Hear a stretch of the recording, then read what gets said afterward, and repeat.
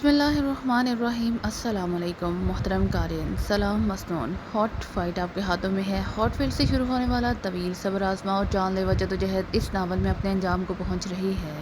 یہودیوں نے دنیا بھر کے مسلمانوں کے خلاف استعمال کیے جانے والے اپنے مخصوص ہتھیار کو ساری دنیا کے مسلمانوں اور خصوصاً عمران اور پاکیشیا سیکرٹ سروس سے خفیہ رکھنے کے لیے نہ صرف ہاٹ فیلڈ تنظیم کو خفیہ رکھا بلکہ ہاٹ فیلڈ کے ہیڈ کوارٹر اور لیبارٹری کو بھی انتہائی خفیہ رکھا گیا، اور خفیہ رکھنے کے ساتھ ساتھ انہیں اس قدر محفوظ بنا دیا گیا کہ عمران اور اس کے ساتھیوں نے جب طویل اور جان لیوا جدوجہد کے بعد آخرکار ہیڈ کوارٹر اور لیبارٹری کا سراغ لگا ہی لیا، تب بھی عمران کو اپنی تمام تر صلاحیتوں کے استعمال اور اپنی بے پناہ جدوجہد کے باوجود ہیڈ کوارٹر اور لیبارٹری کو تباہ کرنے میں مسلسل ناکامی کا ہی سامنا کرنا پڑا۔ وہ عمران جو اپنی بے پناہ ذہنی صلاحیتوں سے صرف ایک فون کال کے ذریعے انتہائی محفوظ اور ناقابل تاثیر لیبارٹریوں کو تباہ کر دیا کرتا تھا، ہاٹ فیلڈ کی لیبارٹری کی تباہی تو ایک طرف، اس میں داخل ہونے سے بھی باوجود انتہائی کوشش کے ناکام رہ گیا، اور اس لیبارٹری کے خلاف عمران اور اس کے ساتھیوں کو جس طرح ہر لمحہ موت سے جنگ لڑنا پڑی، اور جس طرح انہیں موت کے خوفناک جبروں سے اپنی زندگی کو واپس حاصل کرنے کے لیے بے پناہ اور اعصاب شکن جدوجہد کرنی پڑی، اس قدر جان لیوا جدوجہد شاید پہلے انہوں نے کبھی نہ کی تھی۔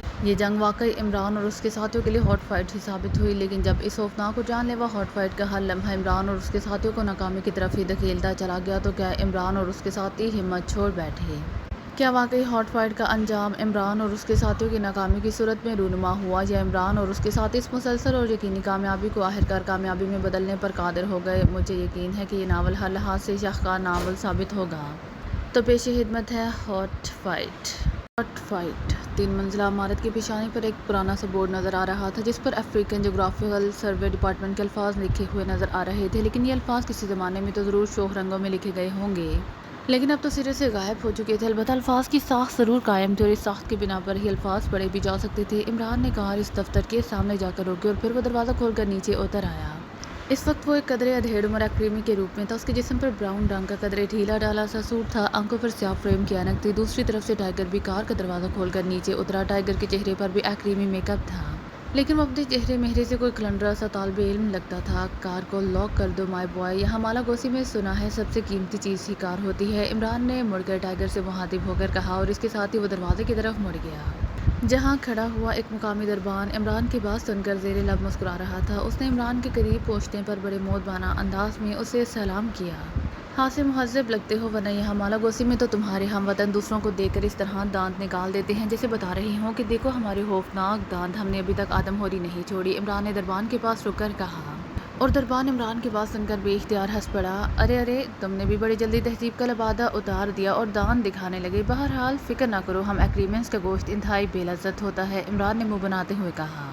جناب، کسی زمانے میں مقامی قبائل آدم خوری کرتے ہوں گے، لیکن اب ایسا نہیں ہے، آپ بے فکر رہیں، دربان نے مسکراتے ہوئے کہا۔ او اچھا، یعنی کسی زمانے میں؟ واہ، یہ کسی زمانے میں خوب ہے، ہمیں تو یونیورسٹیوں میں یہی پڑھایا جاتا تھا کہ زمانہ بعید یا زمانہ قریب کہلاتا ہے، یہ زمانہ حال، لیکن کسی زمانے کے الفاظ نہ جانے کون سی یونیورسٹی میں پڑھائے جاتے ہیں، کیا تم بتا سکتے ہو؟ عمران نے سر ہلاتے ہوئے کہا۔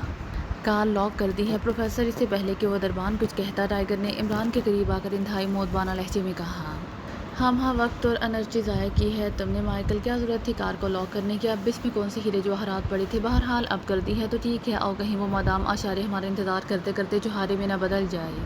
عمران نے منہ بناتے ہوئے جواب دیا، اور دوسرے لمحے دروازہ کھول کر اندر داخل ہو گیا۔ ٹائیگر دربان کو دیکھ کر مسکراتا ہوا عمران کے پیچھے چل پڑا۔ اس نے اس انداز میں دربان کو دیکھا جیسے آنکھوں ہی آنکھوں میں کہہ رہا ہو کہ بھائی خیال کرنا، پروفیسر صاحب ذہنی طور پر کھسکے ہوئے ہیں۔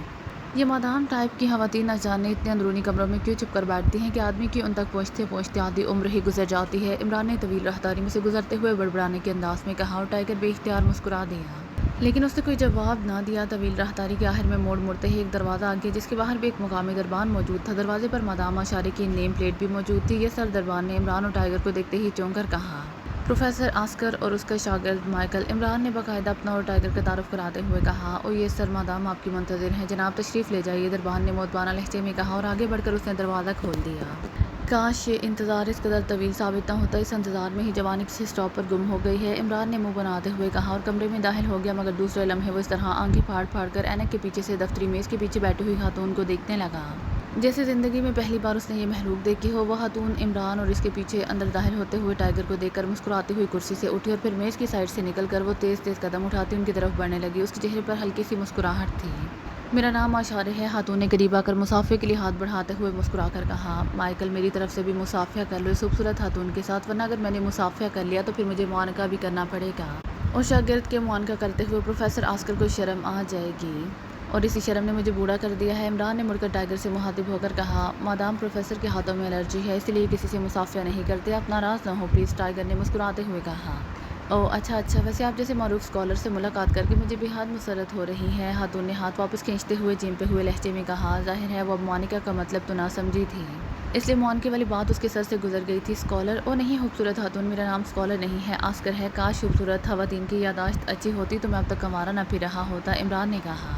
اور آشارہ بے اختیار کھلکھلا کر ہنس پڑی۔ آہ کس قدر خوبصورت اور مترنم ہنسی ہے، کاش تم سے ملاقات آج سے 40 برس پہلے ہو جاتی تو مجھے جغرافیہ جیسے خشک مضمون میں تو سر نہ کھپانا پڑتا، عمران نے کہا، اور آشارہ ایک بار پھر ہنس پڑی۔ آپ بے حد دلچسپ شخصیت کے مالک ہیں پروفیسر، تشریف لائیے، آشارہ نے ہنستے ہوئے کہا۔ شکریہ، کسی خوبصورت خاتون کے منہ سے تعریف سن کر مجھ جیسے بوڑھے کے جسم میں بھی الیکٹرک کرنٹ سا دوڑ جاتا ہے، نہ جانے جوانوں کا کیا حال ہوتا ہوگا۔ کیوں مائیکل، تم کچھ روشنی ڈال سکتے ہو اس موضوع پر، عمران نے آگے بڑھتے ہوئے کہا۔ پروفیسر صاحب، مادام کی وجہ سے یہاں پہلے ہی اس قدر روشنی ہے کہ مزید روشنی کی گنجائش نہیں رہی، ٹائیگر نے مؤدبانہ لہجے میں جواب دیتے ہوئے کہا۔ اوہ اچھا، واقعی اب گنجائش نہیں رہی، عمران نے اس بات میں سر ہلاتے ہوئے کہا، اور آشارہ بے اختیار ہنس پڑی۔ پروفیسر آسکر، آپ نے فون پر پوچھا تھا کہ زاراکا جزیرے کے بارے میں ہمارے پاس کیا معلومات ہیں، یہی پوچھا تھا نا آپ نے؟ مادام، آشارہ نے میز کے پیچھے اپنی مخصوص کرسی پر بیٹھتے ہوئے کہا۔ وہ یکلحظ سنجیدہ ہو گئی تھی۔ ہاں، عمران نے اس بات میں سر ہلاتے ہوئے کہا۔ میں نے اس وقت تو آپ کو یہی کہا تھا کہ اس بارے میں ہمارے پاس معلومات موجود ہیں اور اسی لیے آپ یہاں تشریف بھی لائے ہیں، لیکن مجھے افسوس ہے کہ آپ کا فون ملنے کے بعد جب میں نے ریکارڈ روم سے اس بارے میں فائل طلب کی تو معلوم ہوا کہ اس بارے میں فائل طویل عرصہ سے گم ہو چکی ہے اور اب کوئی معلومات موجود نہیں ہیں، اسی لیے آپ کو خامخواہ یہاں آنے کی تکلیف اٹھانی پڑی، مادام آشارہ نے کہا، اور عمران نے بے اختیار طویل سانس لیا۔ کتنا عرصہ ہوا ہے اسے گم ہوئے، عمران نے ہونٹ چباتے ہوئے پوچھا۔ یہ تو نہیں پوچھا، بہرحال وہ گم گئی ہے اور دستیاب نہیں ہو سکی، مادام آشارہ نے جواب دیا۔ ریکارڈ روم کا انچارج کون ہے، عمران نے ایک بار پھر پوچھا۔ ایک صاحب ہیں ڈسمنڈ، لیکن وہ چھٹی پر گئے ہیں، ان کے بھائی کی شادی تھی اور ان کی چھٹی پہلے ہی منظور ہو چکی تھی، 1 ماہ بعد ان کی واپسی ہوگی، مادام آشارہ نے جواب دیتے ہوئے کہا۔ اوکے، پھر اجازت دیں، عمران نے کرسی سے اٹھتے ہوئے کہا، اور مادام بھی کرسی سے اٹھ کھڑی ہوئی۔ آپ کو میری وجہ سے تکلیف ہوئی professor, I am sorry, madam نے معذرت بھرے لہجے میں کہا۔ کوئی بات نہیں، اکثر ایسا ہوتا رہتا ہے، ویسے آپ جیسی خوبصورت خاتون سے ملاقات ہو گئی ہے، یہی میرے لیے کافی ہے، عمران نے مسکراتے ہوئے جواب دیا، پھر دروازے کی طرف مڑ گیا، مادام آشارہ انہیں دروازے تک چھوڑنے آئی۔ اور پھر عمران اور ٹائیگر اس کے دفتر سے باہر آ گئے۔ تھوڑی دیر بعد وہ دونوں کار میں بیٹھے ہوئے آگے بڑھے چلے جا رہے تھے۔ ڈرائیونگ سیٹ پر ٹائیگر تھا جبکہ عقبی سیٹ پر عمران بیٹھا ہوا تھا۔ دائیں طرف کار کو موڑ لو، عمران نے کہا، اور ٹائیگر نے اس بات میں سر ہلاتے ہوئے کار دائیں طرف کو موڑ دی۔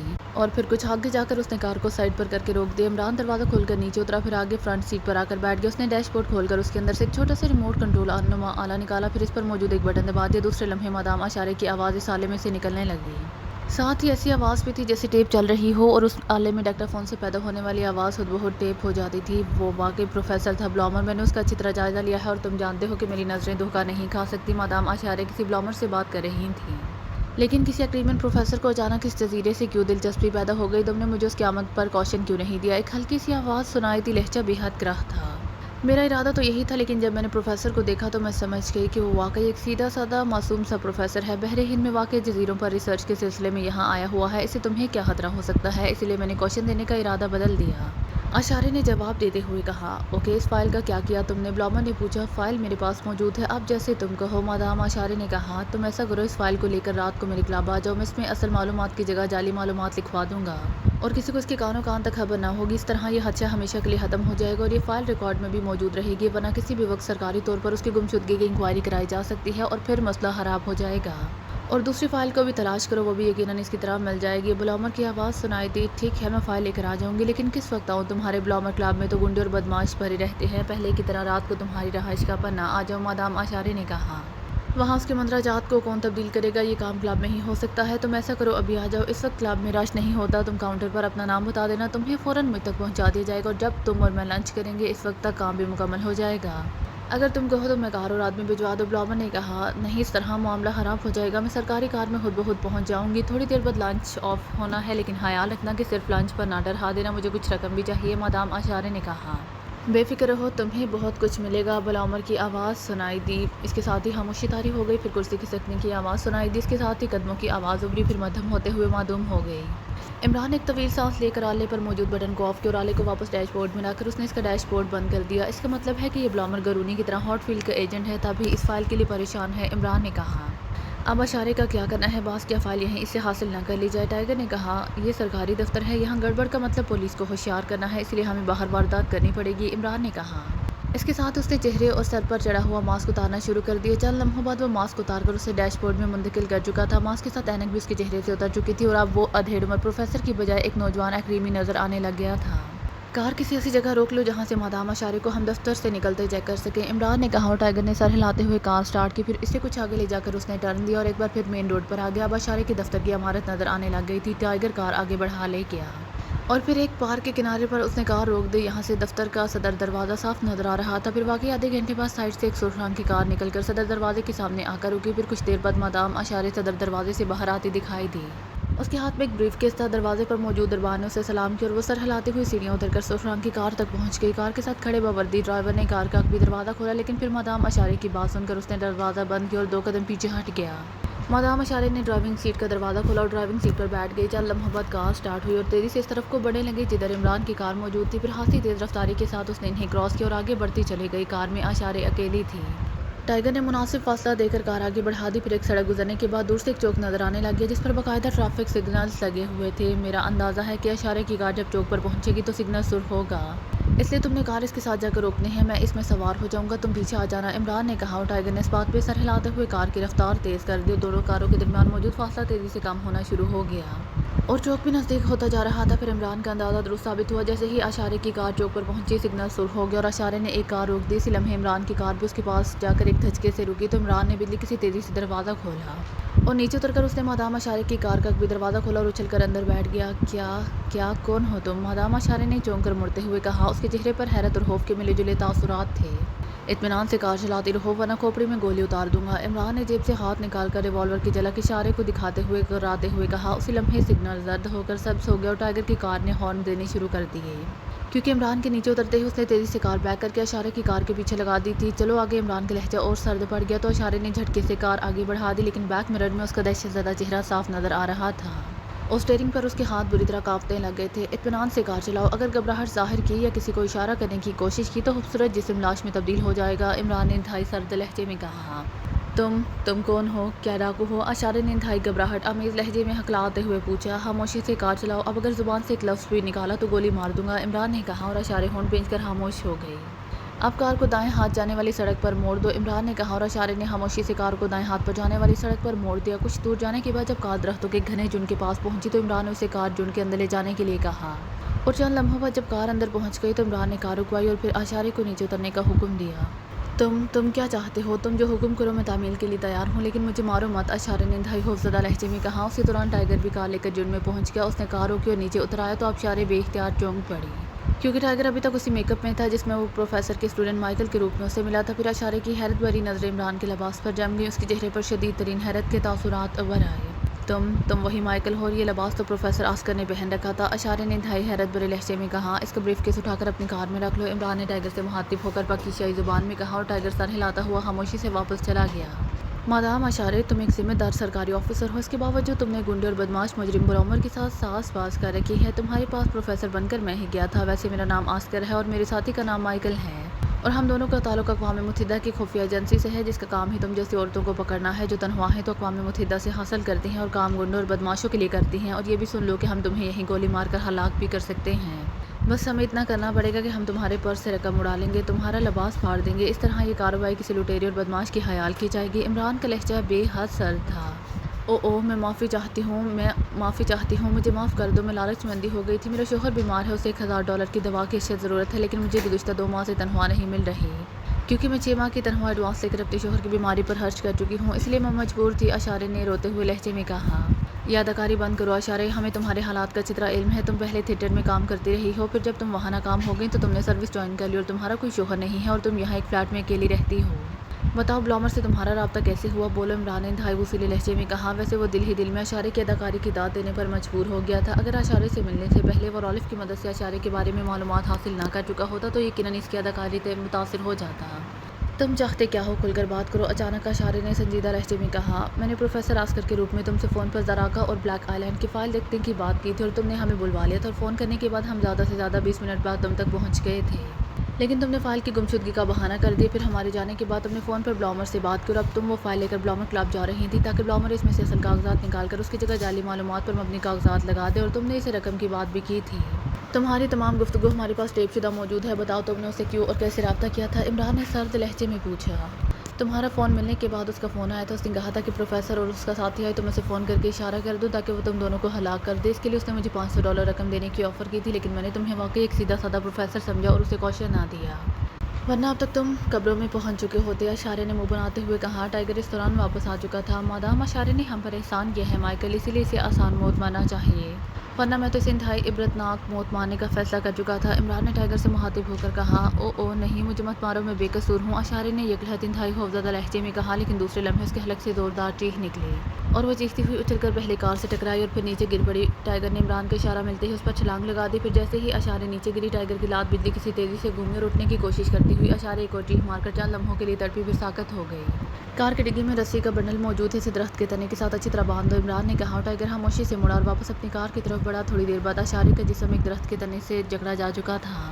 اسے ہوش میں لے کر آؤ، عمران نے کہا، اور ٹائیگر نے اس کا منہ ناک دونوں ہاتھوں سے دبا کر بند کر دی۔ چند لمحوں بعد ہی اشارے کے جسم میں حرکت کے تاثرات نمودار ہونے لگے تو ٹائیگر پیچھے ہٹ گیا۔ عمران نے ریوالور جیب میں رکھا، پھر اندرونی جیب سے ایک تیز دھار خنجر نکال کر وہ اشارے کے قریب آ کر رک گیا۔ اسی لمحے اشارے کی آنکھیں ایک جھٹکے سے کھلیں اور اس نے تڑپ کر آگے بڑھنا چاہا، لیکن جکڑے ہونے کی وجہ سے وہ صرف کسمسا کر رہ گئی، لیکن اس کے چہرے پر انتہائی خوف کے تاثرات پھیلتے چلے گئے۔ تم یہ خنجر دیکھ رہی ہو اشارے، اب اگر تم نے غلط بیانی کی تو ایک لمحے میں اس کی نوک سے تمہاری آنکھ نکال دوں گا۔ اس طرح جب تمہاری دونوں آنکھیں نکل جائیں گی، دونوں ٹانگوں کی ہڈیاں توڑ دی جائیں گی، دونوں بازو کاٹ دی جائیں گے اور پھر تمہارا زخموں سے جسم چور کسی چوراہے پر پھینک دیا جائے گا۔ پھر تمہیں احساس ہوگا کہ اداکاری اور غلط بیانی کسے کہتے ہیں۔ آخری بار پوچھ رہا ہوں، اس سوال کا صحیح جواب دو کہ بلومر کو کیسے ہماری آمد کا پتہ چلا؟ عمران نے کرخت لہجے میں کہا۔ اس کے ساتھ اس نے خنجر کی نوک اشارے کی دائیں آنکھ کے نیچے رکھ دی۔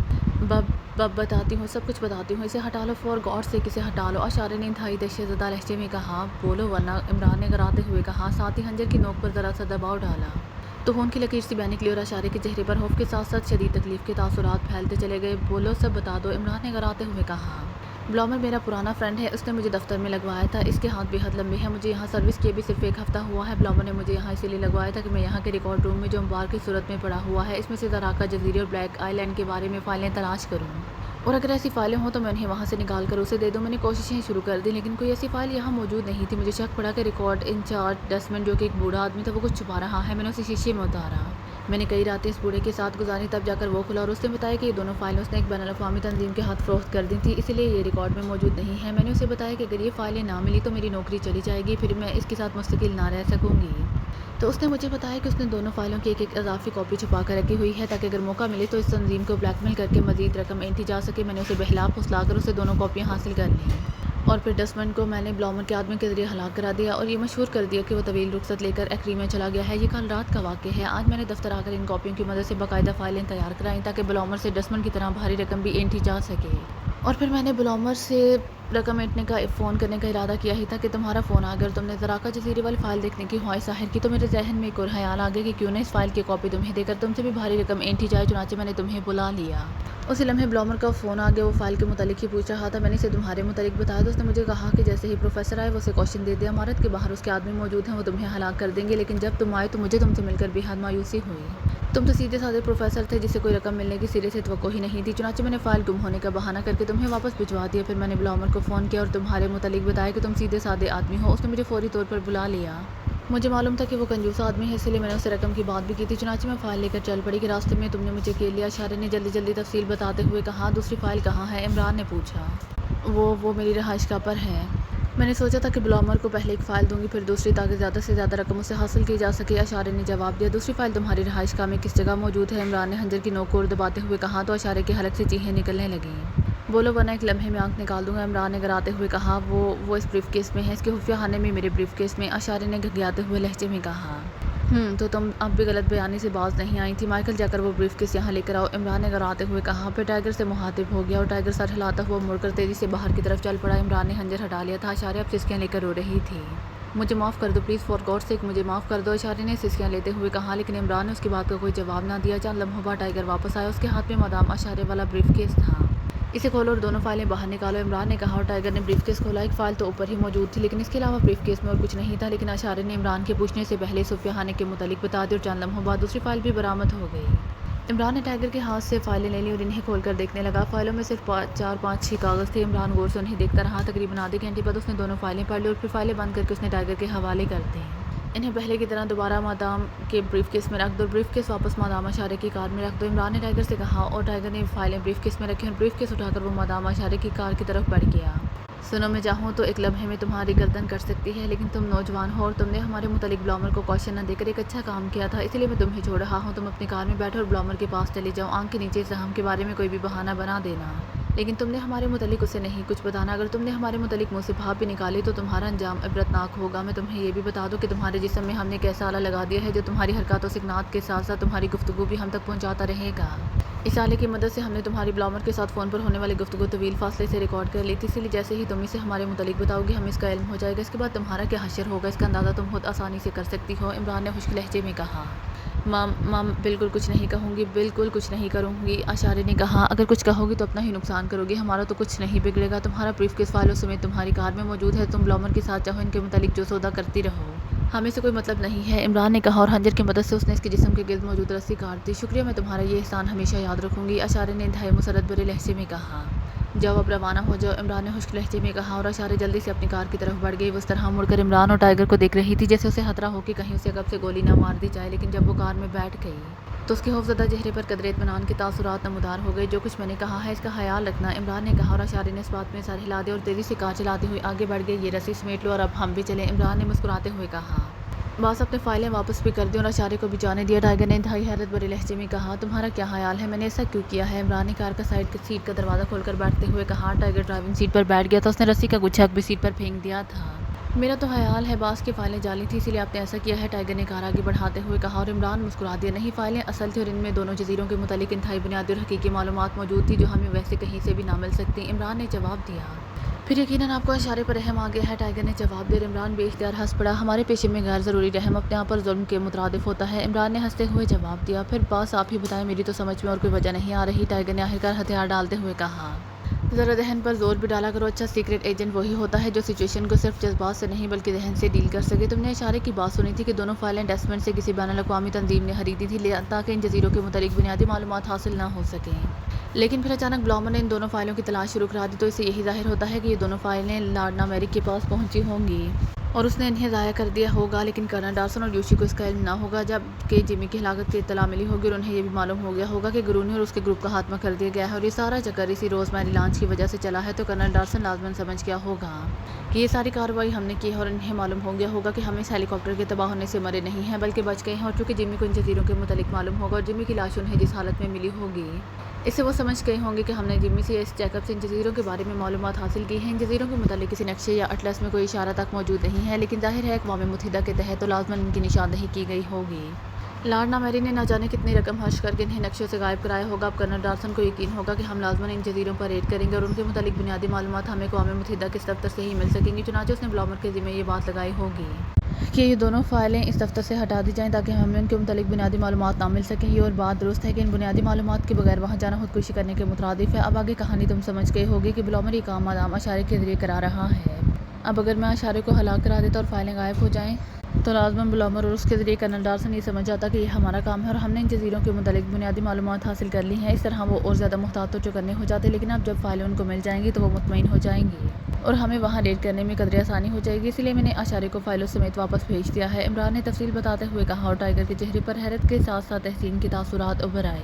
آپ واقعی انتہائی گہرائی میں سوچتے ہیں باس، لیکن معلومات تو پھر بھی نہ ملی، ٹائیگر نے کہا۔ وہ میرے ذہن میں محفوظ ہیں، 7-8 صفحوں میں درج ضروری معلومات اتنی جلدی میرے ذہن سے غائب نہیں ہو سکتی۔ اب رہائش گاہ پر جا کر میں ضروری نوٹس تحریر کر لوں گا، پھر ان معلومات کے مطابق ہم ان جزیروں پر جانے کی باقاعدہ تیاری کریں گے، عمران نے جواب دیا۔ ٹائیگر نے اس بات میں سر ہلا دیا۔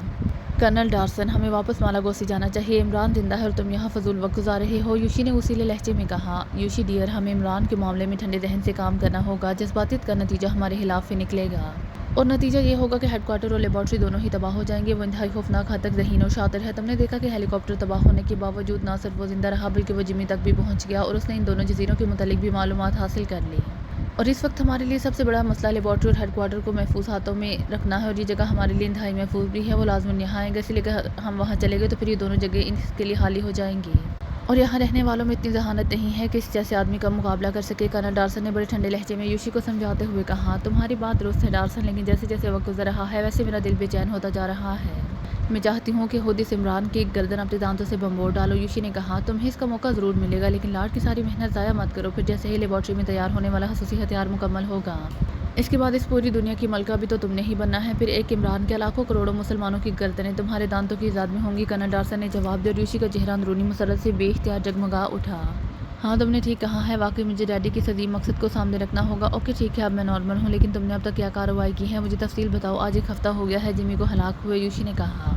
میں نے اس دوران ایک بنیادی کام کیا ہے۔ مالاگوسی میں اقوام متحدہ کا ایک ایسا دفتر موجود ہے جس میں افریقہ کے جغرافیائی نقشے موجود ہیں۔ اس میں ان 2 جزیروں کے متعلق بھی فائلیں موجود تھیں۔ مجھے خطرہ تھا کہ اگر یہ فائلیں عمران کے ہاتھ لگ گئیں تو اسے یہاں تک پہنچنے میں کافی آسانی ہو جائے گی۔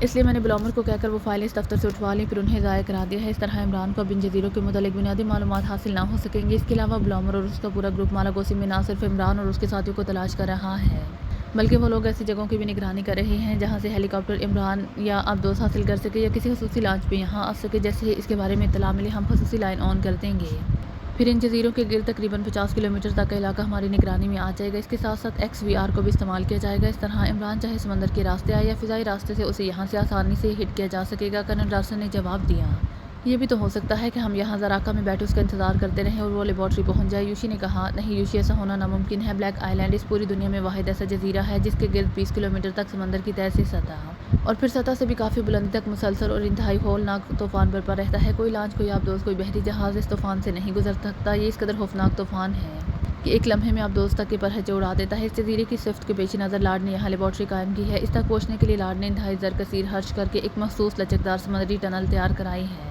اس ٹنل کا کنٹرول زراکا میں ہے۔ جب بھی وہاں کسی کو جانا ہوتا ہے تو یہاں سے ٹنل کھول دی جاتی ہے اور ٹنل بلیک آئی لینڈ تک پہنچ جاتی ہے، جو کہ یہ لچکدار ہے اور ایسی خصوصی دھات سے بنائی گئی ہے جو اس طوفان سے نہیں ٹوٹ سکتی۔ اس لیے یہ ٹنل محفوظ رہتی ہے۔ اس میں خصوصی شٹل چلتی رہتی ہے، اس کے ذریعے وہاں تک آمد و رفت رہتی ہے۔ اس لیے بلیک آئی لینڈ تک جانے کا راستہ صرف زراکا سے ہی ممکن ہے۔ عمران چاہے کچھ ہی کیوں نہ کرے، وہ براہ راست وہاں نہیں پہنچ سکتا، کرنل ڈارسن نے جواب دیتے ہوئے کہا۔ اور اگر وہ ہیلی کاپٹر کے ذریعے وہاں پہنچ جائے تو ہیلی کاپٹر کو تو سمندری طوفان کچھ نہیں کہہ سکتے، یوشی نے کہا۔ مادام جب لیبارٹری تیار ہو گئی اور وہاں ساری مشینری سیٹ ہو گئی تو لاڈ نے زرکثیر خرچ کر کے اس جزیرے کے اوپر موجود تقریباً ہر درخت میں ایسی مشینری فٹ کرا دی ہے کہ اب اس جزیرے سے 20 کلومیٹر دور اوپر آسمان تک ایسی ریز کا احاطہ ہے کہ کوئی ہیلی کاپٹر، کوئی جہاز اس دائرے میں داخل ہوتے ہی مکمل طور پر جل کر راکھ ہو جاتا ہے۔ اب تک نہ جانے کتنے جہازوں کے ساتھ ایسا ہو چکا ہے، اس لیے اس بارے میں تم بے فکر ہو، کرنل ڈارسن نے جواب دیتے ہوئے کہا، اور یوشی کے چہرے پر گہرے اطمینان کے تاثرات پھیلتے چلے گئے۔ گڈ، واقعی ڈیڈی نے اس پروجیکٹ پر بے حد محنت کی ہے، کاش وہ زندہ رہتے اور اسے مکمل ہوتا بھی دیکھ سکتے، یوشی نے ایک طویل سانس لیتے ہوئے کہا۔ اگر یہ پروجیکٹ عمران اور اس کے ساتھیوں کے ہاتھوں بچ گیا تو پھر یہ یقیناً مکمل بھی ہو جائے گا اور تمہارے ڈیڈی کی روح کو بھی سکون مل جائے گا، لیکن اگر ایسا نہ ہو سکا تو پھر یہ نہ صرف یہ کہ ہم سب مارے جائیں گے بلکہ لاڈ کی روح بھی قیامت تک بے سکون رہے گی، اور اس کے ساتھ ہی ان لاکھوں یہودیوں کا سرمایہ بھی ڈوب جائے گا جنہوں نے مسلمانوں کے اجتماعی خاتمے کے لیے اس پروجیکٹ کو فنانس کیا ہے، اور پھر اسرائیل کی عظیم سلطنت کے قیام کا خواب بھی شرمندہ تعبیر نہ ہو سکے گا۔ اس لیے ہمیں جذبات کی بجائے ذہن سے کام لینا چاہیے، کرنل ڈارسن نے جواب دیا۔ یوشی نے اس انداز میں سر ہلا دیا جیسے بات اب پوری طرح سمجھ میں آ گئی ہو۔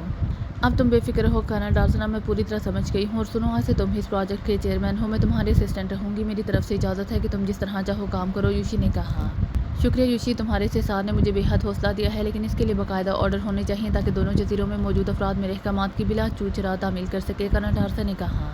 میں ابھی آرڈر کر دیتی ہوں، یوشی نے کہا، اور میز پر رکھے ہوئے ٹیلی فون کا ریسیور اٹھا کر اس نے نمبر پریس کر دیا۔ یس، پرسنل سیکرٹری ٹو چیئرمین، دوسری طرف سے ایک نسوانی آواز سنائی دی۔